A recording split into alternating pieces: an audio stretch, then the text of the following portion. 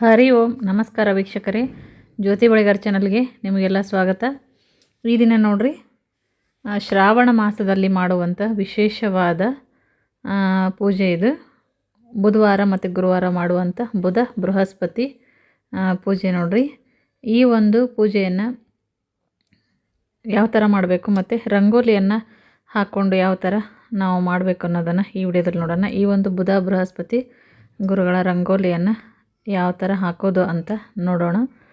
ಶ್ರಾವಣ ಮಾಸದಲ್ಲಿ ಆಚರಿಸುವಂಥ ಈ ಒಂದು ಬುಧ ಬೃಹಸ್ಪತಿ ಪೂಜೆ ಬುಧವಾರ ದಿವಸ ಮಾಡುವಂಥದ್ದು ನೋಡ್ರಿ. ಪ್ರತಿ ಬುಧವಾರ, ಶ್ರಾವಣದ ಪ್ರತಿ ಬುಧವಾರ ಮತ್ತು ಗುರುವಾರ ಈ ಒಂದು ಪೂಜೆಯನ್ನು ಮಾಡೋದ್ರಿಂದ ಯಾವತ್ತೂ ಬಡತನ ಅನ್ನೋದು ಬರೋದಿಲ್ಲ ಮತ್ತು ಕಾಡೋದಿಲ್ಲ ಬಡತನ ಅನ್ನುವಂಥದ್ದು. ಇದನ್ನು ರಂಗೋಲಿ ರೂಪದಲ್ಲಿ ಯಾವ ಥರ ಹಾಕೋದು ಅಂತ ಈ ವಿಡಿಯೋದಲ್ಲಿ ಹೇಳ್ತೀನಿ ನೋಡ್ರಿ. ಬುಧವಾರ ದಿವಸ, ಗುರುವಾರ ದಿವಸ 2 ದಿನ ಈ ಒಂದು ಪೂಜೆಯನ್ನು ಮಾಡಬೇಕು. ಎಲ್ಲರ ಒಂದು ಶ್ರೇಯಸ್ಸು ಅಭಿವೃದ್ಧಿಗೋಸ್ಕರ ಮತ್ತು ನಮ್ಮ ಸಕಲ ಇಷ್ಟಾರ್ಥ ಏನೇ ಇದ್ದರೂ ಕೂಡ ಅದು ಕೂಡ ಈ ಒಂದು ರಂಗೋಲಿಯನ್ನು ಹಾಕಿ ಪೂಜೆಯನ್ನು ಮಾಡಿದ್ರೆ ನೋಡ್ರಿ ಅತ್ಯಂತ ಶ್ರೇಷ್ಠ ಅಂತಲೇ ಹೇಳ್ಬೋದು. ಈ ರಂಗೋಲಿಯನ್ನು ನೋಡ್ರಿ ನೀವು ಶ್ರೀಗಂಧದಿಂದನಾದ್ರೂ ಕೈಯಿಂದ ಬರಿಬೋದು, ಅಥವಾ ರಂಗೋಲಿಯನ್ನಾದರೂ ಹಾಕ್ಕೊಬೋದು, ಅಥವಾ ಚಿತ್ರಪಟ ಸಿಗುತ್ತೆ ಈಗ ನಾನು ಸ್ಟಾರ್ಟಿಂಗ್ ತೋರಿಸಿದ್ನೆಲ್ಲ ಆ ಥರ. ಆ ಒಂದು ಚಿತ್ರಪಟವನ್ನು ತಂದು ನೀವು ಏನಂದ್ರೆ ಅದನ್ನು ಗೋಡೆಗೆ ಅಂಟಿಸಿ ಒಂದು ಪೂಜೆಯನ್ನು ಮಾಡ್ಕೋಬೋದು. ನಾವು ಮೊದಲು ಇದನ್ನು ರಂಗೋಲಿ ಆದರೆ ದೇವ್ರ ಮನೆಯಲ್ಲಿ ಹಾಕ್ಕೋಬೇಕು. ಚಿತ್ರಪಟವನ್ನಾದ್ರೂ ಕೂಡ ನೀವು ದೇವ್ರ ಮನೆಯಲ್ಲಿ ಅಂಟಿಸಿ ಅಥವಾ ಫೋಟೋ ಫ್ರೇಮ್ ಇದ್ದರೆ ಹಾಕ್ಕೊಂಡು ಪೂಜೆಯನ್ನು ಮಾಡ್ಕೋಬೋದು. ಇಲ್ಲ ಅಡುಗೆ ಮನೆಯಲ್ಲಿ ಮಾಡೋದಾತಪ್ಪ ಅಂದರೆ ನಾವು ಅಡುಗೆ ಮಾಡುವಂಥ ಜಾಗದಲ್ಲಿ ಗ್ಯಾಸ್ ಕಟ್ಟೆ ಇರುತ್ತೆ ನೋಡ್ರಿ, ಅದ್ರ ಮೇಲ್ಭಾಗದಲ್ಲಿ ಒಗ್ಗರಣೆ ಎಲ್ಲ ಸಿಡಿದು ಹಾರು ಹೋಗೋಂಥ ಕಡೆ ಏನು ಮಾಡಬಾರ್ದು. ಅಲ್ಲಿ ಅರಿಶಿಣದಿಂದ ಅಥವಾ ಗಂಧದಿಂದ ಅದನ್ನು ಈ 2 ಚಿತ್ರಗಳನ್ನು, ಬುಧ ಬೃಹಸ್ಪತಿಗಳ ಚಿತ್ರಗಳನ್ನು ಬರೀಬೇಕು. ಬರೆದು ಪೂಜೆಯನ್ನು ಮಾಡಬೇಕು. ಇಲ್ಲ ಅಂದರೆ ದೇವರ ಮನೆಯಲ್ಲಿ, ಇಲ್ಲ ಅಂತಂದ್ರೆ ನಾವು ದುಡ್ಡಿಡುವಂಥ ಜಾಗ ಬೀರುವಲ್ಲಿ ಬಾಗಿಲ ಮೇಲಾದರೂ ಆಗಿರಲಿ ಅಥವಾ ಬಾಗಿಲ ಒಳಗಡೆನಾದರೂ ಆಗಿರಲಿ, ನೀವು ಗಂಧದಿಂದ ಈ ಒಂದು ಬುಧ ಬೃಹಸ್ಪತಿಗಳನ್ನು ಬರೆದು ಅದಕ್ಕೆ ಗೆಜ್ಜೆ ವಸ್ತ್ರ ಎಲ್ಲ ಏರಿಸಿ ಪೂಜೆಯನ್ನು ಮಾಡುವಂಥದ್ದು ನೋಡ್ರಿ. ಇದು ಶ್ರಾವಣದ ಒಂದು ತಿಂಗಳಲ್ಲಿ ಬುಧವಾರ ಗುರುವಾರ ಮಾಡುವಂಥ ಪೂಜೆ. ಎಷ್ಟು ಬುಧವಾರ ಬರ್ತಾವೋ ಅಷ್ಟು ಬುಧವಾರ ಈ ಪೂಜೆಯನ್ನು ಮಾಡುವಂಥದ್ದು. ಈ ಬುಧವಾರ ಪ್ರಾರಂಭ ಮಾಡ್ಕೋಬೋದು ನೋಡ್ರಿ, ನಾಳೆ ನಾಡಿದ್ದು ಈ ಥರ ಇದು ಒಂದು ಮಾಡುವಂಥದ್ದು. ಏನೇನು ಆಗುತ್ತಂದ್ರೆ ನಾವು ದೇವ್ರ ಮನೆಯಲ್ಲಿ ಈ ಒಂದು ಬುಧ ಬೃಹಸ್ಪತಿಗಳನ್ನು ಬರೆದು ಪೂಜಿಸಿದ್ರೆ ನಾವು ಏನಪ್ಪ ಅಂದ್ರೆ ದೇವತಾ ಅನುಗ್ರಹ ನಮಗೆ ಆಗುತ್ತೆ. ಅದೇ ಥರ ಅಡುಗೆ ಮನೆಯಲ್ಲಿ ನಾವು ಇದನ್ನು ಪೂಜಿಸಿದರೆ ಧನಧಾನ್ಯ ಅನ್ನದ ಕೊರತೆ ಯಾವತ್ತೂ ಆಗಲ್ಲ ನೋಡ್ರಿ. ಬಡತನ ಇದ್ದವರು ಇದನ್ನು ಮಾಡಿದ್ರಂತೂ ಭಾಳ ಶ್ರೇಷ್ಠ ಅಂತಲೇ ಹೇಳ್ಬೋದು. ಮತ್ತು ಅದ್ರ ಜೊತೆಗೆ ಏನಂತಂದ್ರೆ ನಾವು ಈಗ ದುಡ್ಡಿಡುವಂಥ ಜಾಗ ಬೀರುಗೆ ಮಾಡಿದ್ರಪ್ಪ ಅಂದ್ರೆ ದುಡ್ಡಿನ ಒಂದು ಕೊರತೆ ಆಗಲ್ಲ, ಧನಧಾನ್ಯ ಸಮೃದ್ಧಿ ಆಗ್ತಾ ಹೋಗುತ್ತೆ ಅಂತ ಹೇಳ್ತಾರೆ ನೋಡ್ರಿ. ಈ ಥರ ಒಂದು. ಮತ್ತು ಅದ್ರ ಜೊತೆಗೆ ಇನ್ನೊಂದು ಏನಪ್ಪ ಅಂತಂದ್ರೆ ಅಡುಗೆ ಮನೆಯಲ್ಲಿ ಮಾಡಿದ್ರೆ ಅಕ್ಷಯ ಆಗುತ್ತೆ ಅಡುಗೆ ಪದಾರ್ಥ ಎಲ್ಲ ಅಂತ ಹೇಳ್ತಾರೆ. ಮತ್ತು ತೊಟ್ಲಿಗೆ ಏನಾದ್ರೂ ನಾವು ಇದನ್ನು ಫೋಟೋನ ಅಂಟಿಸಿ ಆಗಲಿ ಅಥವಾ ಇಟ್ಬಿಟ್ಟು ಮಾಡೋದಾಗಿರಲಿ ಮಾಡಿದ್ರೆ ಒಳ್ಳೆಯ ಒಂದು ಸಂತಾನ ಪ್ರಾಪ್ತಿ ಆಗುತ್ತೆ ಅಂತ ಹೇಳಲಾಗುತ್ತೆ ನೋಡ್ರಿ. ಈ ಥರ ಒಂದು ಮಾಡುವಂಥ ಒಂದು ವಿಧಾನ ಇದು. ಈ ಥರ ಬುಧ ಬೃಹಸ್ಪತಿಗಳ ಫೋಟೋ ಆಗಲಿ, ರಂಗೋಲಿ ಆಗಲಿ ಅಥವಾ ಕೈಯಿಂದ ಗಂಧದಿಂದ ಅದನ್ನು ಬರೆದು ಮಾಡುವಂಥದ್ದು ನೋಡ್ರಿ. ಸಕಲ ಇಷ್ಟಾರ್ಥ ನೆರವೇರುತ್ತೆ ಅಂತ ಹೇಳ್ಬೋದು ನೋಡ್ರಿ. ಆಮೇಲೆ ಇದು ವಿಶೇಷ ಏನಪ್ಪ ಅಂತಂದರೆ ಯಾರ ಮನೆಯಲ್ಲಿ ಓದೋ ಮಕ್ಕಳು ಇರ್ತಾರೆ ಅವ್ರು ಮಾಡಿದ್ರಂತೂ ಇನ್ನೂ ಭಾಳ ಒಳ್ಳೆಯದಂತಲೇ ಹೇಳ್ಬೋದು. ಬುಧ ಬೃಹಸ್ಪತಿಗಳ ಅನುಗ್ರಹ ಸಿಗುತ್ತೆ ಮತ್ತು ಅವ್ರ ಓದಿನಲ್ಲಿ ಕೂಡ ಒಂದು ಒಳ್ಳೆಯ ಉತ್ತಮ ಪ್ರಗತಿ ಆಗುತ್ತಂತ ಹೇಳ್ಬೋದು. ಈ ಥರ ಮಾಡಬೇಕು ಇದನ್ನು. ಗ್ರಹಗತಿಗಳೇನಾದರೂ ಸಂಚಾರ ಇತ್ತಪ್ಪ ಅಂತಂದರೆ ಅಂಥವ್ರಿಗೂ ಕೂಡ ಇದು ಒಂದು ಒಳ್ಳೆಯ ಅಂದುಕೊಂಡ ಕೆಲಸ ಆಗೋದಕ್ಕೋಸ್ಕರನೂ ಕೂಡ ಈ ಒಂದು ಬುಧ ಬೃಹಸ್ಪತಿಗಳ ಪೂಜೆಯನ್ನು ಮಾಡ್ತಾರೆ ನೋಡ್ರಿ. ಅಂಟಿಸಾದರೂ ಬರೀರಿ ಅಥವಾ ಈ ಥರನಾದರೂ ಬರ್ಕೋಬೋದು. ನನಗೆ ಯಾವ ಥರ ಸಾಧ್ಯ ಆದಷ್ಟು ಟ್ರೈ ಮಾಡಿದ್ದೀನಿ ಅದೇ ಥರ ಬರೋಕ್ಕಂತ ರಂಗೋಲಿ. ನೋಡಿರಿ, ನೀವು ಕೂಡ ಪ್ರಯತ್ನ ಮಾಡಿರಿ. ಇಲ್ಲಾಂದರೆ ಈಗ ನಾನು ಸ್ಟಾರ್ಟಿಂಗ್ ತೋರಿಸಿದ್ನಲ್ಲ ಆ ಥರ ಚಿತ್ರ ಸಿಕ್ಕರೆ ತೊಗೊಂಡು ಅಂಟಿಸ್ಕೊಂಡು ಮಾಡ್ಕೋಬೋದು ನೋಡ್ರಿ ಇದನ್ನು, ಈ ಪೂಜೆಯನ್ನು.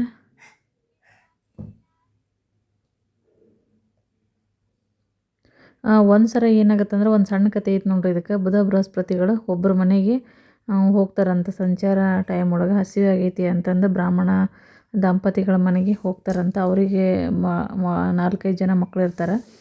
ಅವ್ರ ಮನೆಗೆ ಹೋಗಿ ಕೇಳ್ತಾರಂತೆ. ಅವ್ರ ಮನೆಯಲ್ಲಿರೋದನ್ನು ನೀವೇನಾದರೂ ನನಗೆ ಕೊಡಿ ಅಂತಂದು ಊಟಕ್ಕೆ.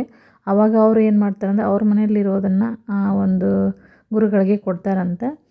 ಆ ಭಕ್ತನಿಗೇನಪ್ಪ ಅಂತಂದರೆ ಕೊಟ್ಟಾದಮೇಲೆ ಆ ಒಂದು ಬುಧ ಬೃಹಸ್ಪತಿ ಗುರುಗಳ ಒಂದು ಆಶೀರ್ವಾದ ಮಾಡ್ತಾರೆ. ಅದರಿಂದ ಅವ್ರಿಗೆ ಏನಂತಂದ್ರೆ ಸಕಲ ಸಂಪತ್ತು ದೊರೆತು ಒಂದು ಉನ್ನತವಾದ ಆಶೀರ್ವಾದ ದೊರೆತು ಅವರು ಅಲ್ಲಿಂದ ಒಂದು ಒಳ್ಳೆಯ ಒಂದು ಸ್ಥಾನವನ್ನು ಪಡ್ಕೊತಾರೆ ಮತ್ತು ಒಳ್ಳೆಯ ಉತ್ತಮವಾದ ಒಂದು ಬದಲಾವಣೆ ಕೂಡ ಕಾಣಿಸುತ್ತಂತೆ ಅವರ ಒಂದು ಮನೆಯಲ್ಲಿ. ಇದರ ಏನಂತಂದ್ರೆ ಗುರು ಬಲ ಕೂಡ ಅದಕ್ಕೆ ಮುಖ್ಯ ನೋಡ್ರಿ. ಹಾಗಾಗಿ ಶ್ರಾವಣ ಮಾಸದ ಬುಧವಾರ ಗುರುವಾರ ಬುಧ ಬೃಹಸ್ಪತಿಗಳನ್ನು ಬರೆದು ಪೂಜೆ ಮಾಡಿದ್ರಪ್ಪ ಅಂತಂದ್ರೆ ಎಲ್ಲ ದನ ಕನಕಾದಿಗಳನ್ನು ಕೂಡ ಕರುಣಿಸ್ತಾರೆ. ಏನು ಕೇಳಿದ್ರು ಕರುಣಿಸ್ತಾರೆ ಅನ್ನುವಂಥ ಒಂದು ನಂಬಿಕೆ ನೋಡ್ರಿ. ಇದಾದಮೇಲೆ ಎಲ್ಲ 4 ವಾರ ಈ ಪೂಜೆಯನ್ನು ಮಾಡಿದ್ಮೇಲೆ ಒಬ್ಬ ಬ್ರಾಹ್ಮಣರಿಗೆ ಅಥವಾ ನಾವು ಯಾರನ್ನ ಕರಿತೀವಿ ನೋಡ್ರಿ ಅವರಿಗೆ ಭೋಜನವನ್ನು ಮಾಡಿಸ್ಬೇಕು. ಇಲ್ಲ ಅಂದರೆ ಭೋಜನ ಮಾಡಿಸಿಲ್ಲ ಅಂದರೆ ಒಂದಷ್ಟು ಒಬ್ರಿಗೆ ಕೊಡ್ತೀವಿ ನೋಡ್ರಿ, ಅಕ್ಕಿ ಬೇಳೆ ರವೆ ಈ ಥರ ಕಟ್ಟಿಬಿಟ್ಟು ಒಂದು ಇದರಲ್ಲಿ ಅದನ್ನಾದರೂ ಹೋಗಿ ದೇವಸ್ಥಾನಕ್ಕೆ ಎಲ್ಲ ಅಲ್ಲಿ ಇರ್ತಾರಲ್ಲ ಅವ್ರಿಗೆ ಹೋಗಿ ದಾನವನ್ನು ಮಾಡಿದ್ರೆ ಇನ್ನೂ ಒಳ್ಳೇದು ನೋಡ್ರಿ. ಈ ಪೂಜೆಯನ್ನು ಮಾಡೋದ್ರಿಂದ ಏನಾಗುತ್ತಂದ್ರೆ ಮಕ್ಕಳಿಗೆ ಗುರುಬಲ ಪ್ರಾಪ್ತಿಯಾಗುತ್ತೆ ಮತ್ತು ಸಕಲ ಇಷ್ಟಾರ್ಥಗಳು ಕೂಡ ನೆರವೇರುತ್ತೆ. ಮನೆಯಲ್ಲಿ ಧನಧಾನ್ಯ ಸಮೃದ್ಧಿ ಮತ್ತು ದೇವತೆಗಳ ಒಂದು ಅನುಗ್ರಹನ ಆಗುತ್ತೆ. ಧನದ ಕೊರತೆ ಆಗೋದಿಲ್ಲ ಮತ್ತು ಅಡುಗೆ ಪದಾರ್ಥ ಕೂಡ ಅಕ್ಷಯ ಅಂತಲೇ ಹೇಳ್ತಾರೆ ನೋಡ್ರಿ. ದುಡ್ಡಿನ ಖಜಾನೆಯಲ್ಲಿ ಮಾಡಿದ್ರಂತೂ ಧನದ ಕೊರತೆ ಇರೋದಿಲ್ಲ. ಮತ್ತು ಒಳ್ಳೆಯ ಸಂತಾನ ಅಪೇಕ್ಷೆ ಇದ್ದರೂ ಕೂಡ ತೊಟ್ಲ ಮೇಲೆ ಇದನ್ನು ಬರೆದು ಮಾಡಿದರೆ ಅವ್ರಿಗೆ ಒಳ್ಳೆಯ ಸಂತಾನ. ಹೀಗೆ ಎಲ್ಲದನ್ನು ಕೂಡ ಅಕ್ಷಯ ಆಗ್ತಾ ಹೋಗುತ್ತೆ ಅಂತ ಹೇಳ್ತಾರೆ. ಇದು ನೋಡ್ರಿ, ಬುಧವಾರ ನೀವು ನಾಳೆ ಆದರೆ ಸಾಧ್ಯವಾದರೆ ಪ್ರಯತ್ನವನ್ನು ಮಾಡಿರಿ ಮಾಡೋದಕ್ಕೆ. ಇಲ್ಲಾಂದರೆ ಗುರುವಾರನಾದರೂ ಮಾಡಿರಿ. ಇನ್ನೂ 4 ಬರ್ತಾವೆ ನೋಡ್ರಿ. ಎಷ್ಟು ಬರ್ತಾವೆ ಶ್ರಾವಣ ಮಾಸದಲ್ಲಿ ಅಷ್ಟು ಮಾಡಿದ್ರೆ ಒಳ್ಳೆಯದು. ಗುರುಗಳ ಬಲ ಬಹಳ ಮುಖ್ಯ ನೋಡ್ರಿ. ಮತ್ತು ಇದು ಮಾಡೋ ವಿಧಾನ ಏನಪ್ಪ ಅಂದ್ರೆ ಅರಶಿನ ಕುಂಕುಮ ಅಕ್ಷತೆ ಗೆಜ್ಜೆ ವಸ್ತ್ರ ಏರಿಸೋದು. ಈ ಗೆಜ್ಜೆ ವಸ್ತ್ರ ಏರಿಸೋದು ನೋಡ್ರಿ, ಈಗ ನೀವು ಒಂದು ವೇಳೆ ರಂಗೋಲಿಗೆ ಹಾಕಿದ್ರಪ್ಪ ಅಂತಂದ್ರೆ ಮುಂದಿನ ವಾರ ಕೂಡ ರಂಗೋಲಿಯನ್ನು ಹಾಕಿ ಮಾಡ್ಕೋತ ಹೋಗ್ಬೋದು. ಚಿತ್ರಪಟ ಇತ್ತಪ್ಪ ಅಂತಂದ್ರೆ ಅಥವಾ ನೀವು ಕೈಯಿಂದ ಬರೆದಿದ್ದಾತಂತಂದ್ರೆ ದೇವ್ರ ಮನೆಯಲ್ಲಿ ಅಥವಾ ಅಡುಗೆ ಮನೇಲಿ ಬರೆದ್ರೆ ಒಂದು ಸಾರಿ ಬರೆದ್ರೆ ಮುಗೀತು. ಮತ್ತು ಅದನ್ನು ಅಳ್ಸೋಕ್ಕೆ ಹೋಗಬೇಡ್ರಿ. ಅಳಗಿಸಿ ಅದು ಮಾಡುವಂಥದ್ದಿರಲ್ಲ. ಮತ್ತು ಅದ್ರ ಮೇಲೇನ ನೀವು ಗೆಜ್ಜೆ ವಸ್ತ್ರ ಅದನ್ನೆಲ್ಲ ಏರಿಸ್ಕೊಂಡು ಹೋಗಬೇಕು, ಪೂಜೆ ಮಾಡ್ಕೊತ ಹೋಗಬೇಕು. ಬುಧವಾರ ಗುರುವಾರ ಎಷ್ಟು ಬರ್ತಾವೋ ಅಷ್ಟು. ಕೊನೆ ಗುರುವಾರ ಆದಮೇಲೆ ನೀವು ಆ ಥರ ಒಬ್ಬರಿಗೆ ಊಟಕ್ಕೆ ಆಗುವಷ್ಟು ಕಡಲೆಬೇಳೆ ರವೆ ಈ ಥರ ಅಕ್ಕಿ ಬೆಲ್ಲ ಎಲ್ಲ ಕೊಡೋದು ನೋಡ್ರಿ. ಇದರಿಂದ ಏನಂದ್ರೆ ಮಕ್ಕಳಿಗೆ ಗುರುಬಲ ಪ್ರಾಪ್ತಿಯಾಗುತ್ತೆ ಅಂತ ಹೇಳ್ತಾರೆ. ಆ ಥರ ಮಾಡಿರಿ. ಈ ರಂಗೋಲಿ ಹಾಕೋದಾತಪ್ಪ ಅಂದ್ರೆ ಪ್ರತಿ ವಾರನೂ ರಂಗೋಲಿ ಹಾಕೋಬೇಕು, ಗೆಜ್ಜೆ ವಸ್ತ್ರ ಏರಿಸ್ಬೇಕು, ಪೂಜೆ ಮಾಡಬೇಕು. ನೀವೆಲ್ಲಿ ಬರೆದಿರ್ತೀರಿ ನೋಡ್ರಿ ಅಲ್ಲಿ ಅದ್ರ ಮೇಲೇ ಅಷ್ಟು ವಾರನೂ ಗೆಜ್ಜೆ ವಸ್ತ್ರ ಅಂಟಿಸ್ಕೊಂಡು ಹೋಗ್ಬೇಕು. ಹಂಗೆ ಹಾಕಿ ಪೂಜೆಯನ್ನು ಮಾಡೋವಂಥದ್ದು ನೋಡ್ರಿ. ಮತ್ತು ಇದ್ರ ನೈವೇದ್ಯ ಏನಪ್ಪ ಅಂತಂದ್ರೆ ಮೊಸರನ್ನ ನೈವೇದ್ಯವನ್ನು ಮಾಡ್ತಾರೆ. ಇಲ್ಲ ಅಂತಂದ್ರೆ ಕೆಲವರು ಈ ಟೈಮಲ್ಲಿ ಮೊಸರನ್ನ ಬಳಸೋದಿಲ್ಲ. ಅವ್ರು ಏನಂತಂದ್ರೆ ರೊಟ್ಟಿ ಬೆಲ್ಲವನ್ನು, ರೊಟ್ಟಿನ ಬಕ್ರಿ ಅಂತಾರಲ್ಲ, ಬಕ್ರಿ ರೊಟ್ಟಿ 2 ಒಂದೇ, ಅದನ್ನು ನೀವು ನೈವೇದ್ಯವನ್ನು ಮಾಡಬೇಕು ನೋಡ್ರಿ ಈ ಒಂದು ಬುಧ ಬೃಹಸ್ಪತಿಗಳಿಗೆ. ಇದಿಷ್ಟು ಏನಪ್ಪ ಅಂದರೆ ಯಾವ ಥರ ಮಾಡೋದು ಮತ್ತು ರಂಗೋಲಿ ಯಾವ ಥರ ಹಾಕ್ಕೊಳ್ಳೋದು ಮತ್ತು ಈ ಒಂದು ಶ್ರಾವಣ ಮಾಸದಲ್ಲಿ ಈ ಒಂದು ಪೂಜೆಯನ್ನು ಮಾಡೋದರ ಒಂದು ಫಲ ಏನು ಅನ್ನೋದನ್ನು ಹೇಳಿದ್ದೀನಿ ನೋಡ್ರಿ. ಮತ್ತು ಎಲ್ಲಾದರೂ ನೀವು ಅಡುಗೆ ಮನೆ ಅಥವಾ ತೊಟ್ಲು ಕಡೆ ಮಕ್ಕಳು ಬೇಕು ಅನ್ನೋರು ತೊಟ್ಲು ಇರುವಂಥ ತೊಟ್ಲ ಮೇಲೆ ಇದನ್ನು ಬರೆದು ಮಾಡಬೇಕು. ಒಳ್ಳೆಯ ಸಂತಾನ ಅವರಿಗೆ ಆಗುತ್ತೆ ಅಂತ ಹೇಳ್ತಾರೆ. ಎಲ್ಲವೂ ವೃದ್ಧಿ ಆಗುತ್ತಂತೆ.